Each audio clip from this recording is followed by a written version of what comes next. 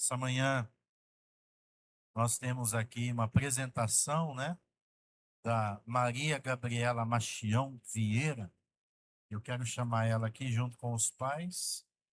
E se tiver os padrinhos também, podem vir. É, por mais irmã Selmas no mundo, né, gente? Você viu como a irmã Selma é? Ela catou o azul na chincha ali, ó. Isso aí. Tava ali orando para Deus multiplicar as irmãs Selmas. Tá aí, ó. A Maria Gabriela. É Gabriel, Gabriela e Maria Gabriela. Só não pode ser a Gabriela lá, né? Eu tava brincando que. Brincadeira, tá, Gabriel? Que a Maria Gabriela não parece sempre ser nem com a Gabi. Mas aí eu tô vendo, agora aparece sim, aparece um pouquinho sim. Lindinha. Olha lá, tá moreninha, tá ficando morena. Não precisa fazer DNA, não. É brincadeira, viu, gente? Os vovô aí. Hoje nós vamos falar sobre a apresentação de crianças e a Bíblia, ela nos ensina que nós não devemos batizar crianças. Ela nos ensina que nós devemos apresentar crianças. Por quê? Porque o batismo, ele é uma decisão pessoal e que deve ser feita na fase adulta. A pessoa ela tem que ser consciente do que ela está fazendo. E a criança, ela não tem essa consciência nem responsabilidade. Meu filho estava tocando bateria ali, ele já tem 11 anos. Ele ainda não é batizado. O ano passado, eu perguntei para ele: você quer batizar? Ele, pai, vou esperar mais um pouquinho. Porque a gente sempre ensinou ele que o batismo é uma coisa séria, que é uma decisão. Agora eu falei para ele: agora você tem que decidir por Jesus. Você já é o baterista da igreja lá. Então, não pode tocar sem ser crente, tem que ser crente, né? E aí ele já está pensando mais a respeito aí. Mas o batismo, ele é uma coisa muito séria. O que que é o batismo? É igual uma assinatura de compra e venda.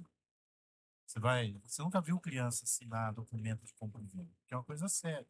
Precisa de maturidade. Sim ou não? Decidir por Jesus, uma vida com Jesus. Olha, eu vou renunciar à minha vida antiga. Então isso é para os adultos. Então o que que a Bíblia ensina? É que nós devemos apresentar a criança a Deus e Deus vai cuidar da Maria Gabriela até ela se tornar adulta na idade certa.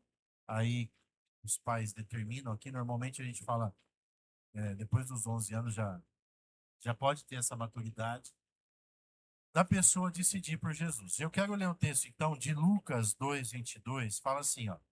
Então, quando completou o tempo da purificação deles, de acordo com a lei de Moisés, José e Maria o levaram a Jerusalém para apresentá-lo ao Senhor. Olha, ele foi para ser apresentado. Está falando de Jesus. Como está escrito na lei do Senhor, todo primogênito do sexo masculino será consagrado ao Senhor, e para oferecer em sacrifício de acordo com o que diz a lei do Senhor. Ah, então, Jesus foi levado para o templo para ser apresentado a Deus quando ele ainda tinha 8 dias de vida. Ele foi apresentado. Aí, com 30 anos, ele foi batizado por João Batista. Nós seguimos a Bíblia. Então, algumas religiões ensinam, tem que batizar, senão vai morrer pagão. Não é o que a Bíblia ensina. Como nós seguimos a Bíblia, nós praticamos de acordo com o que a Bíblia ensina. Tudo bem até aqui? Então, o que que é apresentar a criança? Tem pais que vêm aqui e apresentam. Traz o filho aqui e apresenta. Pois ele some, vai embora, vai viver a vida dele, vai para balada, fuma, bebe e faz tudo que a Bíblia condena. Preste atenção. Aí ele acha que a criança tá salva, que ele apresentou. E não é assim. Começou hoje uma jornada de compromisso do Gabriel e da Gabriela, de ensinar a Maria Gabriela sobre Jesus. Então, o pai e a mãe traz aqui no altar, a gente vai orar. O Espírito Santo vai proteger, vai guardar. Mas aí vocês vão ter que ter sabedoria como pais. Não só sabedoria, como vocês vão ter que ensinar com exemplo. Porque falar até o papagaio fala, mas as crianças estão vendo o que os pais fazem. Sim ou não? lá o seu filho na sua casa, ele faz assim. Você que tem filho sabe o que eu estou dizendo. Eles estão lá na sala, você está lá na cozinha. Eles estão escutando a tua conversa. Aí eles estão vendo o jeito que você come, o jeito que você faz, né? Eu sou bagunceiro, então eu chego, eu tiro o sapato na sala, tiro a blusa, jogo no sofá. Daqui a pouco o Levi fazendo igual. Porque ele vai acompanhando o que a gente faz. Então, o contrário também é verdadeiro. A criança vê o defeito, mas também vê a qualidade. Então, a criança está vendo se o pai é trabalhador, se a mãe é trabalhadora. A criança está vendo se tem cobrança chegando em casa. A criança está vendo tudo, né? E ela vai replicar, ela vai reproduzir exatamente o que você é. Olha a responsabilidade de você ser pai e ser mãe, hein? Por quê? Porque não é pôr o filho no mundo, é a incumbência. A Bíblia diz que os filhos não são nossos, eles são de Deus. E quem que nós somos? Mordomos. Um dia você vai dar conta a Deus do que você fez com seu filho. Então, cabe ao pai também saber, pai e a mãe, com quem a criança anda, em qual casa a criança dorme. Esses dias o Levi na escola, o amiguinho da escola convidou ele para ir no aniversário. E ele veio lá, mãe, vai ter aniversário, a classe inteira vai. Só que vocês não podem ir, os pais não podem ir, só as crianças. Falei, negativo. Como que eu vou deixar você numa casa que eu não conheço? Ah, mas é meu amiguinho, mas eu não conheço. Eu não sei o que que vai ter lá dentro. Então, tem muitos pais sofrendo a perda dos filhos porque não são sábios. E eu vou orar hoje para vocês serem sábios. E são detalhes assim, ó, deixar na casa de alguém e a criança é estrupada. É ou não é? Ou toma uma coisa que tinha que tomar. Então, nós temos que tomar muito cuidado, ser sábio e proteger os nossos filhos até que eles sejam adultos. Cuidado com o celular na mão. Outro dia postei os vídeos que eu vejo, eu posto lá no grupo da igreja. Uma criança toda histérica, quebrando tudo, porque estava extremamente viciada em tela. Atenção, papais, isso aqui é um veneno. É veneno até para adulto. Imagina para criança. Então, é no máximo 1 hora e meia por dia de tela só, incluindo a televisão. Olha só. E aí a gente tem que ler a respeito. Comprem livros sobre a educação de filhos. Né? Vejam aí, tem vários cursos no YouTube. Hoje a internet facilita muito. Procurem no Google informações para dar o melhor sobre alimentação, sobre tudo. Nossos pais, né? Minha mãe, ela não teve muita informação. A gente foi criado na Coca, né, gente? Na Coca, no bolo, no doce. Quem chupou aqui aquele suquinho que vinha no revólver na feira, lembra? Era o revólver. Gente, aquilo lá é um veneno. Você não morreu com aquilo lá. Você não. Você tomava aquilo lá, a garganta até arranhada, derretia toda a garganta. Lembra disso aí, não? Aquilo lá é uma química pura. E nós tomando, achando gostoso. Tomava quente ainda. Sangue de Jesus. O seu fígado não estragou por Deus. É Deus que me deixou. Né? E aí, então, a gente tem que tomar cuidado e ser bons pais. Tá entendendo, Gabriel? Gabriel? E o principal, se vocês não trazer ela na igreja, não vai ser crente, não. Já tô avisando. Porque tem pai que acha que, né? Cantou um louvorzinho lá em casa, vem na igreja uma vez por mês. A Maria Gabriela, ela tem que amar Jesus e a igreja. Quando eu era criança, a minha mãe, eu apanhava para ir para a igreja. Presta atenção. Minha rua era lotada de crianças. Domingo à tarde, era um andando de skate, outro jogando vôlei, outro chutando bola. Era lotado. Gente, eu, a minha infância foi uma delícia, porque tudo que tinha, tinha na rua.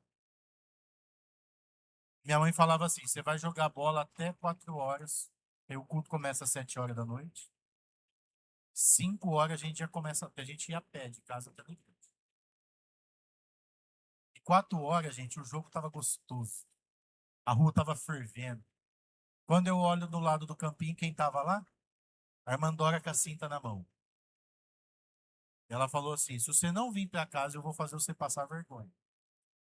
E, nossa, aquilo que matava de vergonha. Eu, mãe, mas precisava vir com a cinta. Ela porque se você resistisse, você já ia apanhar ali mesmo. E aquilo eu ficava bravo com aquilo. Teve uma outra situação, eu já era mais velho. Comecei a trabalhar, eu tinha 17 anos. Eu trabalhava num salão de beleza.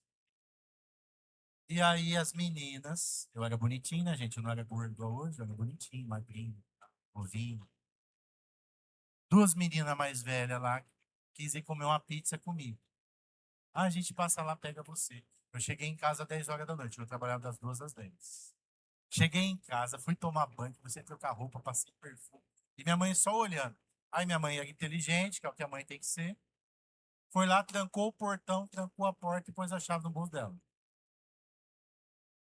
E deitou no sofá vendo televisão e eu todo me arrumando. Daqui a pouco buzinou lá. Bibi.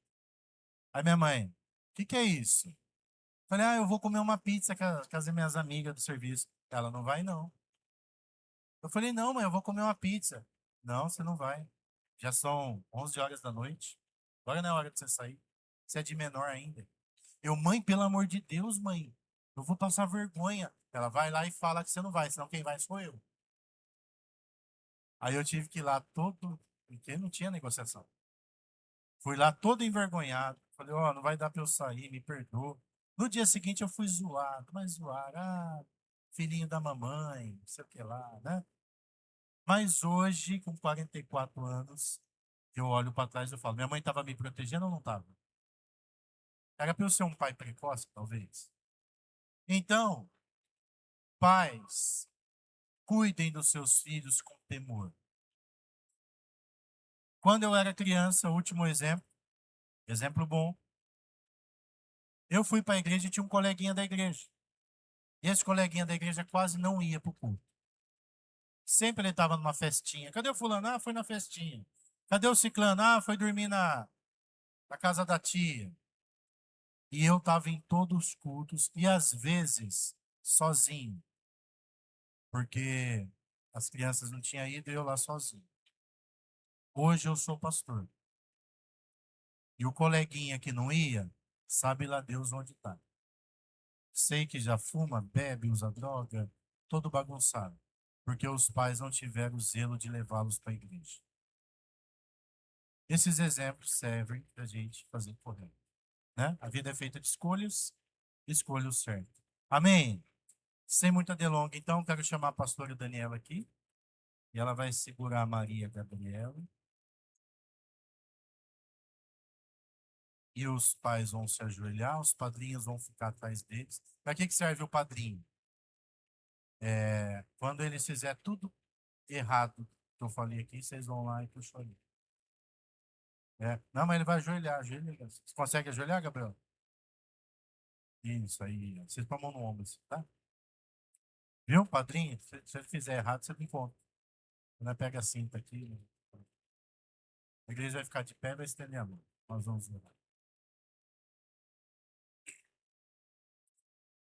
Pai, eu coloco agora a Maria Gabriela nas tuas mãos e peço que o Senhor cuide dela, protege ela, guarda ela, dá saúde, dá graça, guarda ela do mal e que durante o tempo do crescimento dela, que os pais sejam sábios para educá-la e ensiná-la no temor da tua palavra, para quando ela ser adulta, ela decidir pelo Senhor. E eu abençoo essa família hoje, com graça e poder. Eu abençoo a vida dos pais para que eles sejam exemplo em tudo na vida da Maria Gabriela. E que nunca falte nada para ela, que ela seja abençoada e feliz enquanto viver. Nós oramos em nome do Pai, do Filho e do Espírito Santo. E quem concorda, diga amém. Amém. Vamos ficar de pé. Aqui o certificado. Devolve, devolve para a mãe. Vamos tirar uma foto aqui. Cadê a foto? Isso, vou tirar uma foto oficial. Vamos todo mundo junto, isso. Pode vir todo mundo junto. Isso. Vai lá.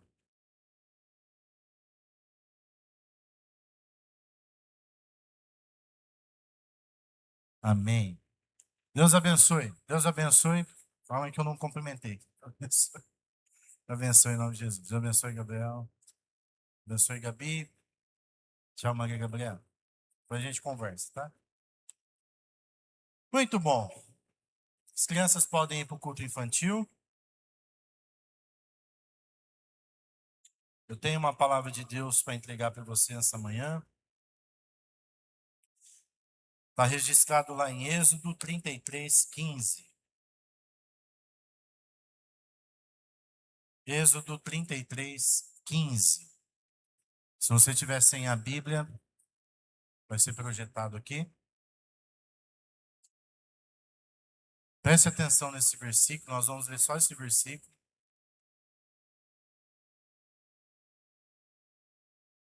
E você vai entender o que Deus quer nos ensinar essa manhã. Então Moisés lhe declarou: se não fores conosco, não nos faças sair daqui.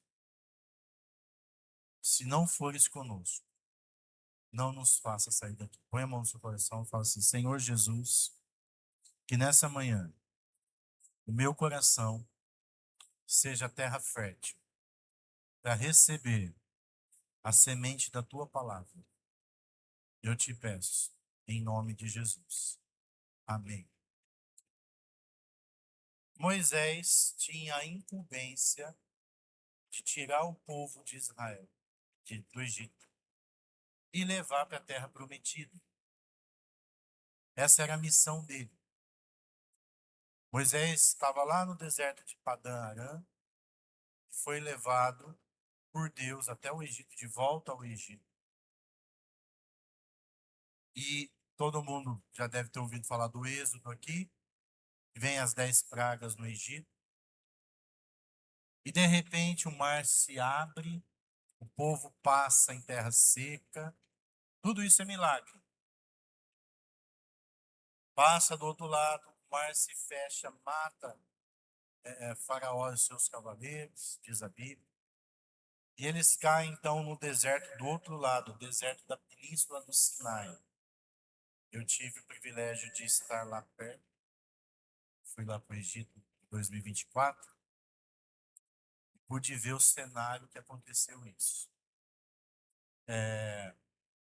Lá no deserto da península do Sinai, eles estavam há uma semana da Terra Prometida. Uma semana. 7 dias. 7 dias de caminhada. Eles chegariam na Terra Prometida. Então Moisés separa 12 espias, um de cada tribo, e os envia para reconhecimento da terra. 10 espias voltam com a notícia negativa, eles voltam desesperados. Nossa, as cidades são muradas, o exército é grande, eles são fortemente armados. Deus nos tirou de lá para morrer aqui. E eles começaram com aquele espírito pessimista, inflamar o coração do povo negativamente. Mas Josué e Caleb, a Bíblia diz que eles pularam meio, rasgaram o vestido, ficaram irados com a atitude daqueles 10 e gritaram: gente, olha, a terra é boa. Eles tinham levado lá uma, um cacho de uva e romã enorme, porque eram frutas grandes, porque a terra era muito boa, a terra era fértil. A terra é boa, a terra emana leite e mel, se Deus se agradar da gente. E Deus está com a gente. Olha quantos milagres. O mar se abriu. Faraó, que era o exército mais poderoso da época. Deus eliminou. A gente ficou esse tempo no deserto, saiu água da rocha e aconteceu um monte de coisa. Então Deus está conosco. Mas o povo não queria ouvir, porque o povo estava incrédulo. O povo estava com o coração endurecido. Então Deus chama Moisés. Fala para ele assim: esse povo é de dura serviço. O que é dura serviço? Não se rende, não se dobra. Esse povo é orgulhoso, esse povo é insubmisso, esse povo é rebelde. Então, em vez de atravessar, nós vamos voltar para o deserto adentro. Enquanto esse povo não morrer no deserto, eu não vou levá-los para a terra prometida. E vários episódios, se você for ler lá, Êxodo, Levítico, Número, você vai ver o povo sempre reclamando. Tudo era motivo de murmuração, tudo era motivo de reclamação. Aparecia um obstáculo, Deus operava um milagre, eles ficavam todos felizes. Aí aparecia outro obstáculo, eles começavam a reclamar de novo, murmurar, e chorar, e reclamar. E uma hora Deus se irou muito com eles e falou para Moisés assim: Moisés, eu não vou mais com vocês. Esse povo está me ofendendo muito. Eu vou enviar um anjo. Um anjo vai com vocês, mas a minha presença não irá com vocês. Deus falando isso está alguns versículos para cima do que a gente lê. E aí Moisés, como um profeta, ele fala essa palavra é minha. Ele falava não negativo. Moisés ele tinha tanta intimidade com Deus que eles conversavam face a face. O rosto dele brilhava. Moisés falou assim, negativo. Eu não aceito o anjo no Senhor. Se a sua presença não for conosco, não nos faça sair desse lugar. Olha que espetáculo. Se o Senhor não for com a gente, eu não quero ir. E eu contei toda essa história para começar a pregar para você. Nós estamos, nós somos tão bombardeados com tanta informação e tanta coisa todo dia, que nós esquecemos do valor da presença de Deus. E tudo tem valor. Sabe o que está tendo valor agora? A Copa. Aquele time ruim do Brasil lá. Que você está achando bom, está achando ruim. Cada um tem direito de ter sua opinião, né, gente? Eu falo pro pessoal que eu sou amante do bom futebol. Quem viu o bom futebol? Ah, tudo bem. É lógico que eu quero que o Brasil ganhe. Eu sou brasileiro, mas desculpa, quem está jogando melhor? Vamos falar de futebol? Mas opiniões à parte, e tem os brasileiros fanáticos, que não importa se o time tá ruim ou não, sou brasileiro até o fim, né?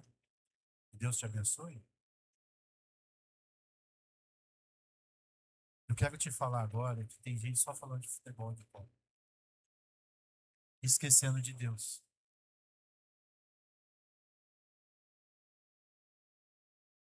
E a boca fala do que o coração tá cheio.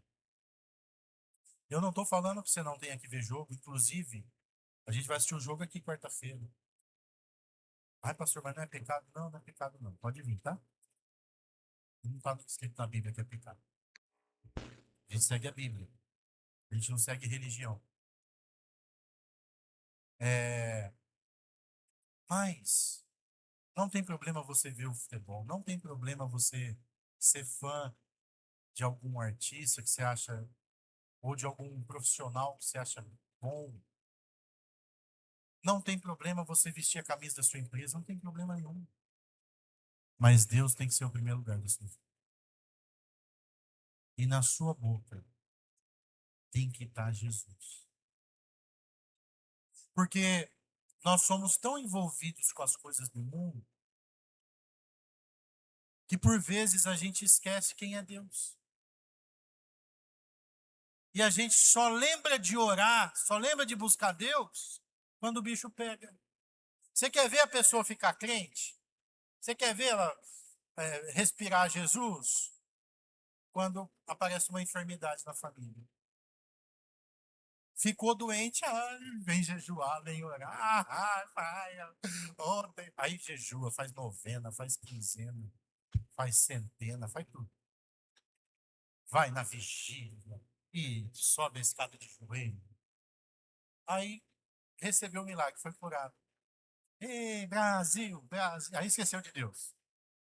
Ei, a Copa. Aí, se veste. Aí compra a camisa, quinhentão a camisa, né? A original. Vai lá, gasta 500 conto. Mas não tem coragem de dar R$ 100 de oferta. Olha como o seu coração está longe de Deus. Eu vim aqui hoje para bater na sua cara. Pra você parar de ser sem vergonha.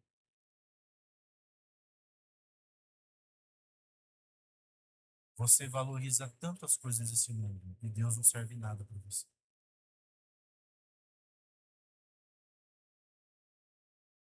E às vezes a gente acostumou a vir na igreja, a gente vem na igreja todo domingo, a gente vem na igreja em outros dias da semana. Só que o nosso coração está longe de Deus. O corpo está presente, o coração está longe. Pastor, mas o senhor não conhece meu coração. Não mesmo, mas as suas atitudes revelam. Jesus fala que a boca fala que o coração está cheio. Se Jesus estivesse hoje aqui, por exemplo, ele falaria das coisas da nossa época.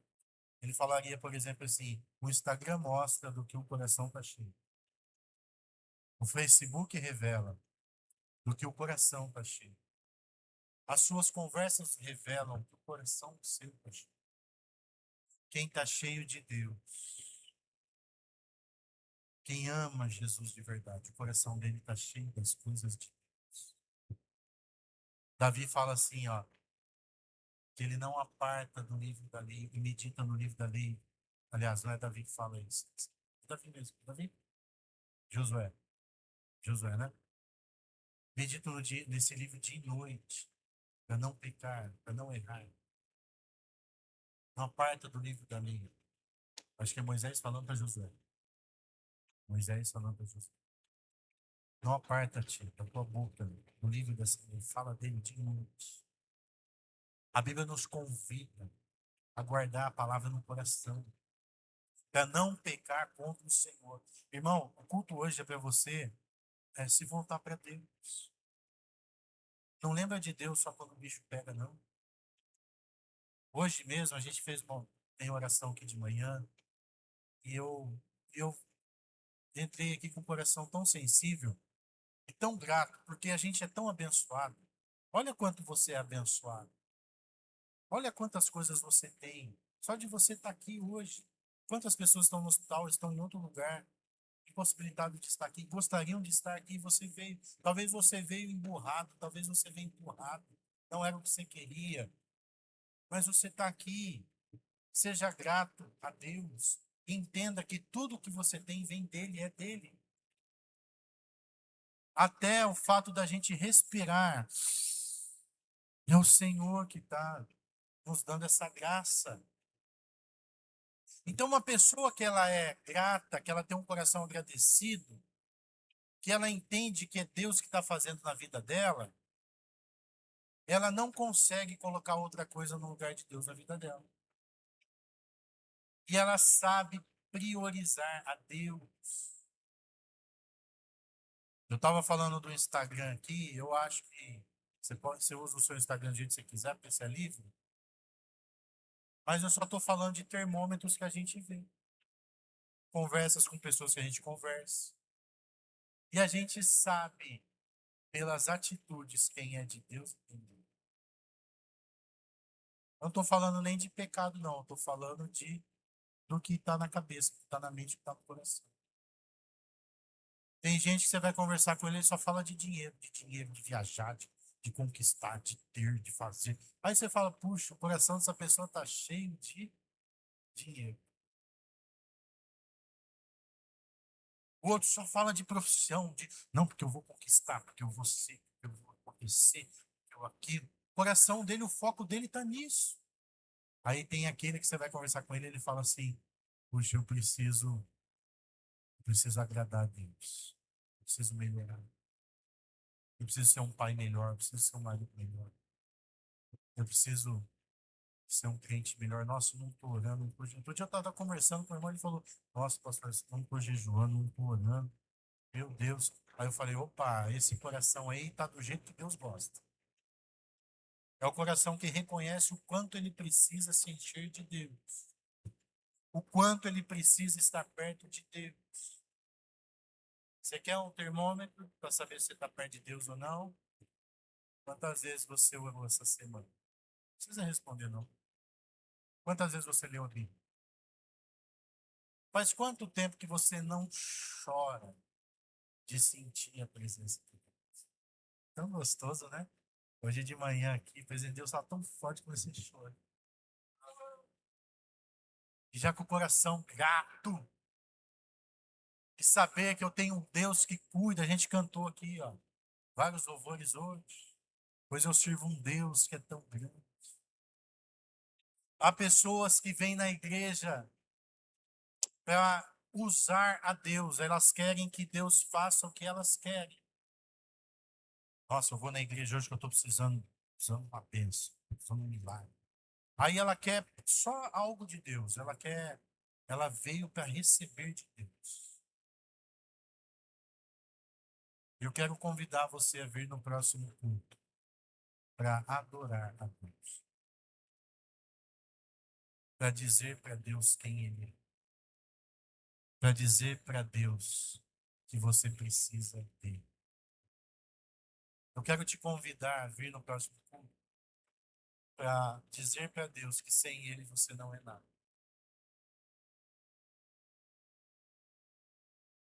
A minha mãe entrou na igreja em 1975 pela primeira vez.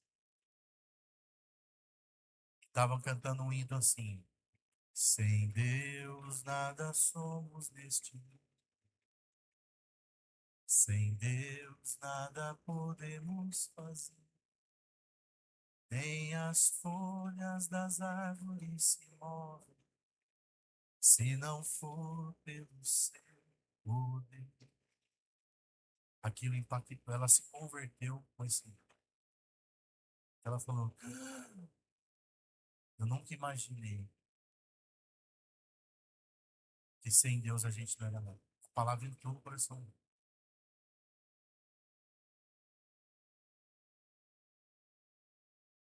E um outro hino antigo, né? A gente precisa voltar a cantar esses hinos. Falava assim, ó: sou de Jesus, meu mestre, Cristo Jesus é meu. Não só nos dias que se vão, mas para sempre. Amém.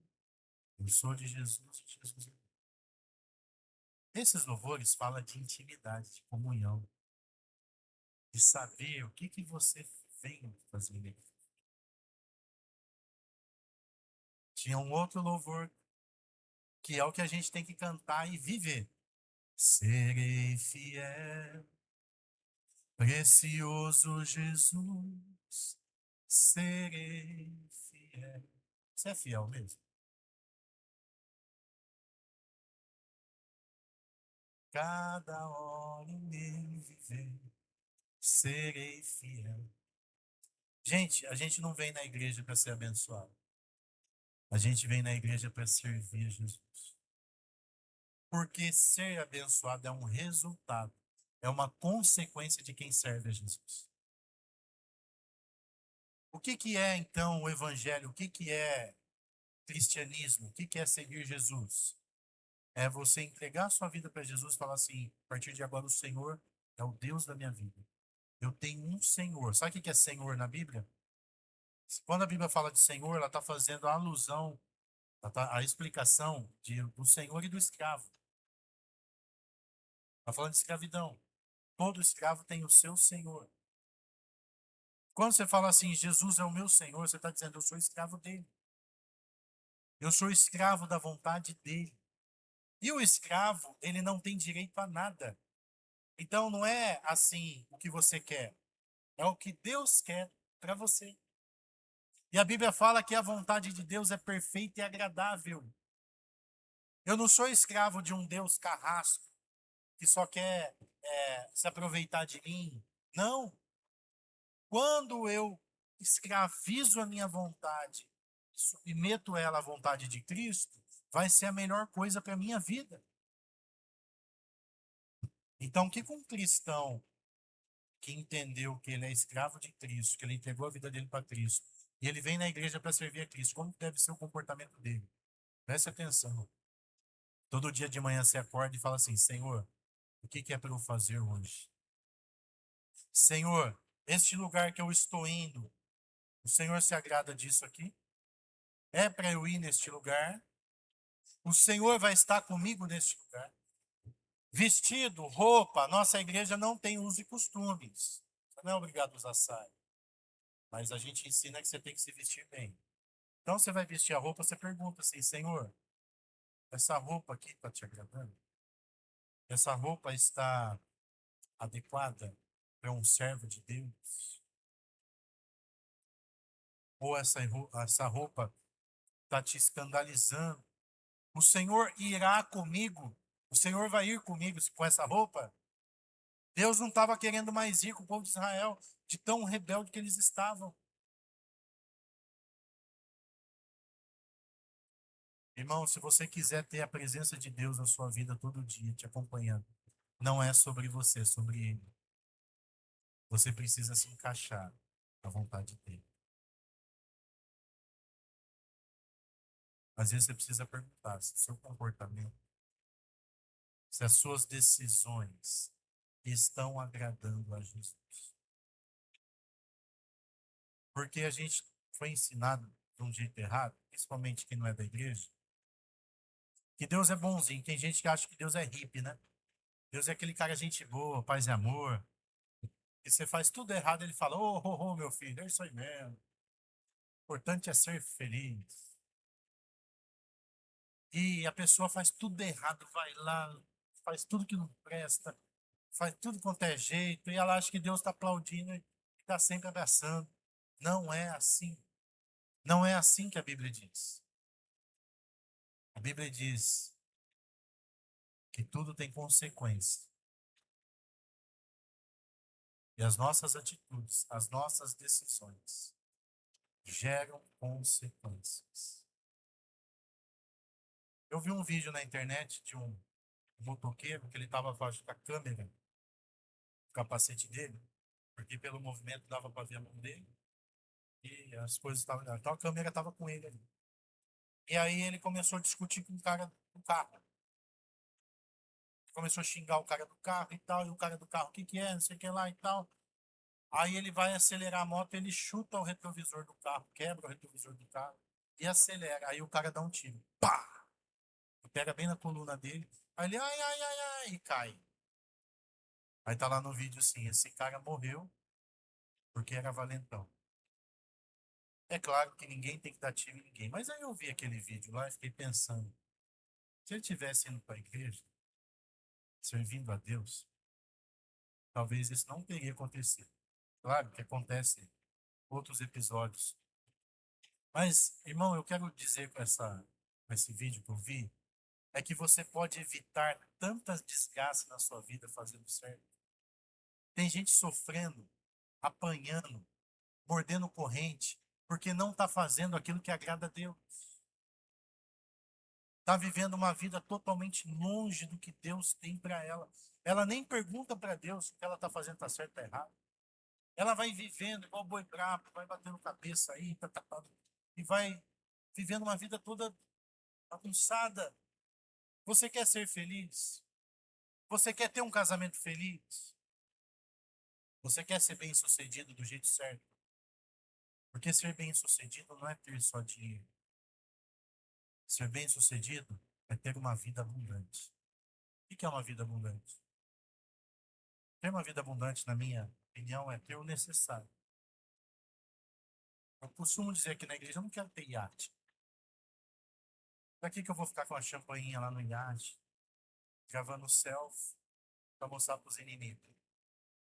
Isso aí, isso aí é futilidade, minha opinião. Então, o que eu quero? Eu quero ter uma vida abençoada, eu quero ver meu filho crescer. Eu quero guardar memórias. Nós estamos falando de Copa, tem a revistinha da Copa agora, né? A figurinha, né? E quando o vô Wilson deu uma revistinha pro Levi. Aí meu pai viu, começou a competição dos dois vô, quem dava mais figurinha. E eu falei pro Levi assim, aproveita, porque eu não vou gastar R$ 1 com essa porcaria. E deixa seus vô gastar. Aí o vô Wilson parou de dar, o Josué percebeu, parou também. E a figurinha, o álbum lá, metade para completar. Aí eu pensei, eu tô guardando dinheiro pra eu viajar, né, gente? Você sabe disso. Então, eu falei, não vou gastar nada porque eu vou viajar. Mas aí eu levei lá todo triste, porque não tava vindo figurinha. E aí eu olhei bem, aí eu pensei assim, vai valer a pena um dia ele lembrar que o pai dele completou um algo com ele? Será que vale a pena eu cair na brincadeira? Aí eu falei, vamos lá, Levi, comprar figurinha pra você. Aí fui lá, comprei os pacotinhos pra ele, ele já ficou todo feliz, ele veio e me abraçou. Falei, você é interesseiro, né, rapaz? Tu abraça quando ganha coisa, né? Mas aí eu comecei a colar com ele, eu comecei a participar daqui. E ele ficou todo, pai, ó, troquei uma figurinha na escola, como se fosse assim um projeto nosso. Aí eu falei, eu vou viver isso com ele. Aí nós fomos lá no Dom Pedro. Inclusive, nós vamos hoje, tá, gente? Eu sei que tá juntando figurinha lá, eu convido você pra ir junto. De tarde a gente vai lá. Lá no Shopping Dom Pedro tem uma mesona lá na frente da Casa, como chama? Casa Bahia? Da Casa Bahia. Tá vendo a Casa Bahia? Tem uma mesona lá. E sabe quem que fica trocando lá? Os velhos. Não é as crianças, não, é os pais, os velhos. Aí eu, aí eu fui lá trocar, troquei um monte de figurinha, comprei mais figurinha e tá quase completando o álbum. E, e ele todo grato que eu tô ajudando ele a completar o álbum. E eu falei assim, às vezes a gente, em nome do dinheiro, de economizar, a gente não vive uma coisa que vai marcar a vida da criança. Como vocês estão entendendo o que eu estou dizendo? Sabe, irmão, você não precisa gastar dinheiro para ver teu filho. Mas brinca com ele. A vida é sobre isso. A vida é sobre viver. Porque às vezes você vai ficar enfurnado ganhando dinheiro e você vai morrer e seu filho vai ter um monte de dinheiro que você deixou, mas ele não vai ter memória nenhuma com você. Aí ele vai falar assim, ó, tudo que meu pai me deixou foi dinheiro. E seu pai era legal? Era legal, ele trabalhava. Porque você acha que viver é só trabalhar, para ter dinheiro. De repente, tudo que teu filho quer é você. Ele não tá nem ligando pro dinheiro, tá ligando para você.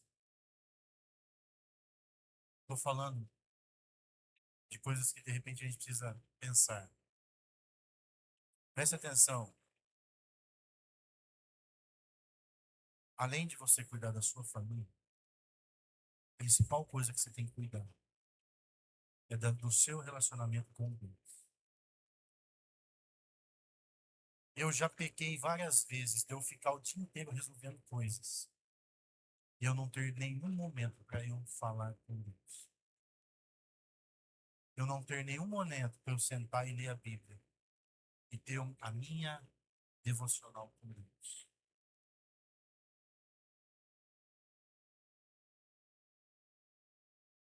Cuidado para você não desperdiçar teu tempo. A coisa mais valiosa que Deus te deu não foi o dinheiro, não foi coisas. A coisa mais valiosa que Deus te dá é o tempo. E o tempo, ele cai todo dia na nossa conta 24 horas.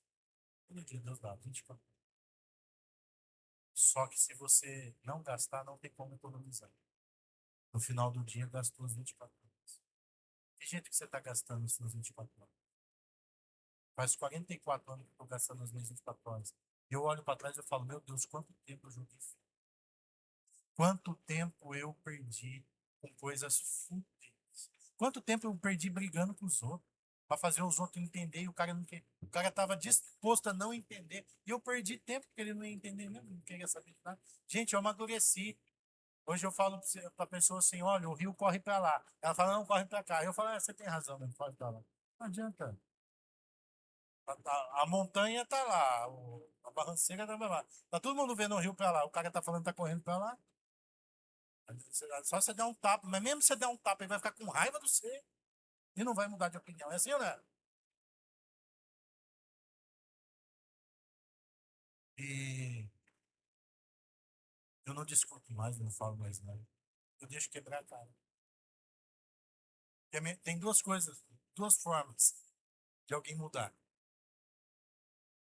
Ou com conselho, esses são os sábios, eles escutam o conselho e ele pondera.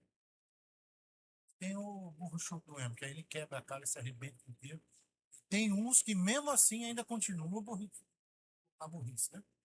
Continuam fazendo errado. E aí o que que a gente faz? A gente não faz nada, a gente ora, deixa a pessoa mesmo um dia, se ela quiser, ela acorda. Se não acordar também não é problema meu, não é verdade? Agora eu preciso acordar. E nessa manhã eu quero perguntar: você quer acordar ou não? Você quer obedecer a Deus? É uma decisão. Eu quero encerrar essa palavra falando. Paulo Vieira, que é um coach, aprendi com ele há anos atrás. E a nossa vida, todo dia você tem 8.000 decisões para tomar. Sabia disso? Fizeram a conta. Em média, você tem 8.000 decisões por dia para tomar. Por exemplo, já determina a hora que você vai acordar. Eu acordo agora, eu acordo às 6 da manhã, acordo às 6h30, acordo às 5, não sei que hora que você acorda. Mas já é uma decisão, você pôs o relógio para despertar.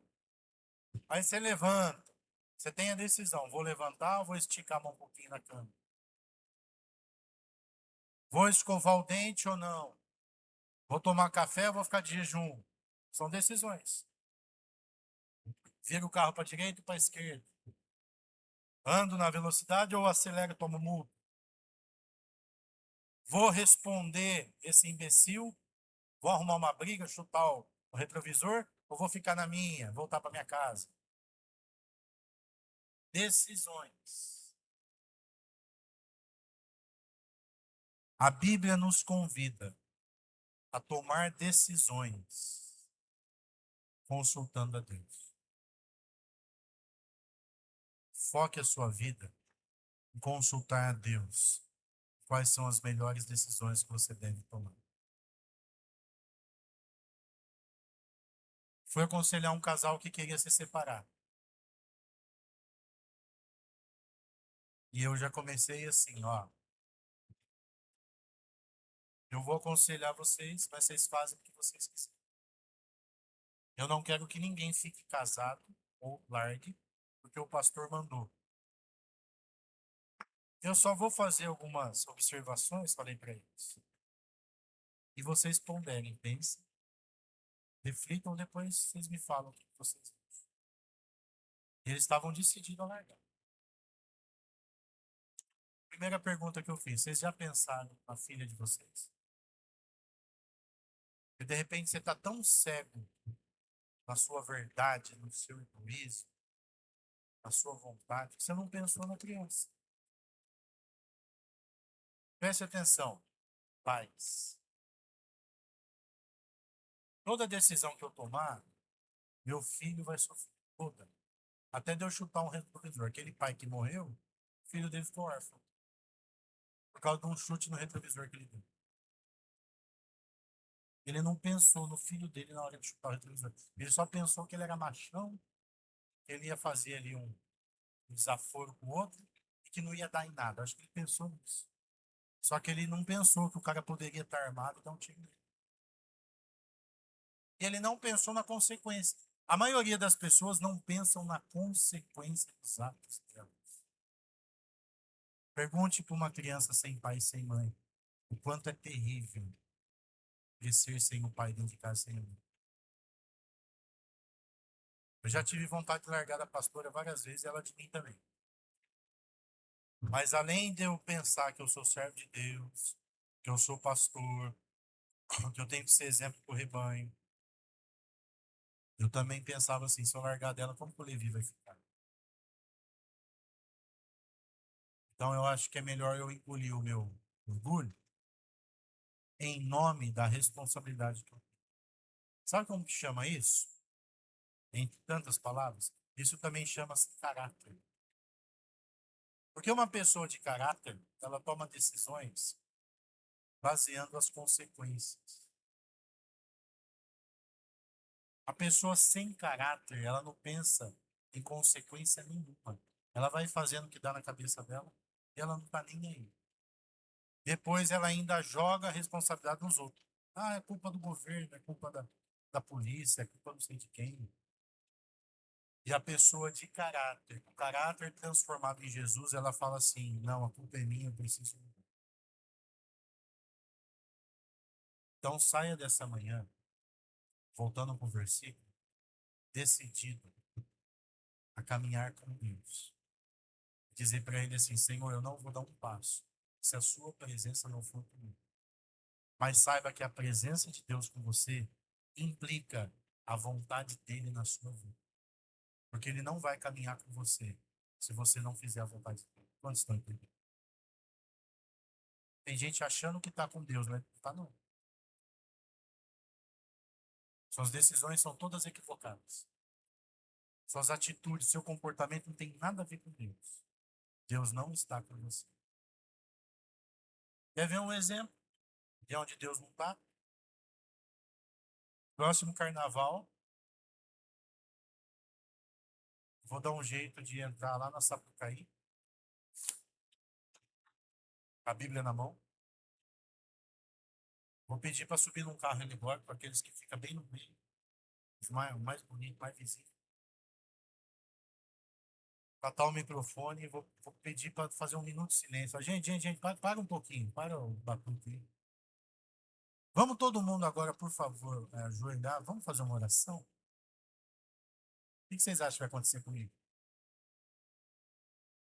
Hein? Eu acho que eu não vou sair vivo de lá, será? No mínimo espancado. Sim ou não? Sabe por quê?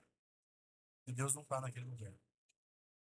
E as pessoas daquele lugar não tem nada a ver com Deus. Então aquele lugar não é lugar para gente de Deus estar. E assim é qualquer outro lugar. Julgue, Deus estaria nesse lugar. Ah, mas Deus está em todo lugar. Não, ele pode estar em todo lugar. Mas ele não está em todo lugar. Ele está no lugar que ele é invocado. Ele está no lugar que ele é chamado. Que ele é reverenciado. Que ele é adorado. Jesus fala assim: onde estiverem duas pessoas ou mais reunidas no meu nome, ali eu vou estar. Jesus está aqui nessa manhã porque nós estamos reunidos no nome dele. Amém?